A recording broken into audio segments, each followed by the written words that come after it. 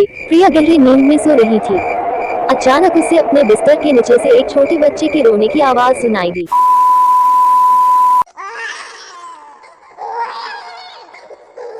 प्रिया की आंखें तुरंत खुल गई। कमरे में चारों तरफ अंधेरा था। उसने घबराकर मोबाइल उठाया और उसकी टॉर्च जलाई। सेकंड तक वह चुपचाप बिस्तर पर बैठी रही। फिर वही आवाज, माँ मुझे बाहर निकालो। प्रिया का दिल तेजी से धड़कने लगा। उसने धीरे धीरे अपने पैर बिस्तर से नीचे रखने की कोशिश की, लेकिन तभी उसे लगा जैसे किसी ने नीचे से उसके पैर को छू लिया। प्रिया डर के पीछे हट गई। उसने कांपती आवाज में पूछा, कौन है? कोई जवाब नहीं आया। कुछ पल बाद कमरे में बिल्कुल सन्नाटा छा गया। प्रिया ने हिम्मत करके मोबाइल की स्विच बिस्तर के नीचे डाली। वहाँ कोई नहीं था, सिर्फ धूल और एक पुरानी छोटी सी लाल गेंद पड़ी थी। प्रिया ने राहत की सांस ली, लेकिन जैसे ही उसने मोबाइल वापस अपनी तरफ किया, गेंद अपने आप बिस्तर के नीचे से बाहर आकर उसके पैर के पास रुक गई।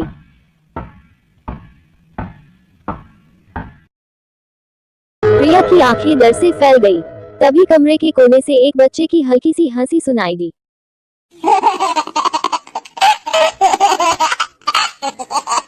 प्रिया ने तुरंत कमरे की लाइट जलाई। कमरा खाली था। वह दौड़कर दरवाजे के पास गई, लेकिन दरवाजा अंदर से बंद था। तभी उसके पीछे से आवाज आई।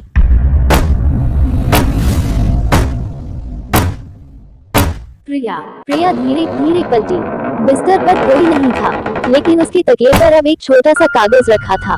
उस पर सिर्फ एक लाइन लिखी थी, मैं बिस्तर के नीचे नहीं था। प्रिया कांपते हुए नीचे देखा। बिस्तर के नीचे से फिर वही बच्चे की आवाज आई।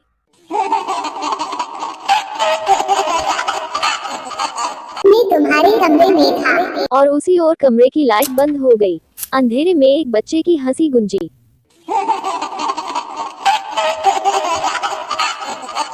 सुबह जब प्रिया की माँ ने उसका कमरा खोला, प्रिया वहाँ नहीं थी। सिर्फ उसकी लाल गेंद बिस्तर के नीचे पड़ी थी और दीवार पर छोटे छोटे हाथों के निशान बने थे, जो बिस्तर के नीचे से निकलकर सीधे दरवाजे तक जा रहे थे।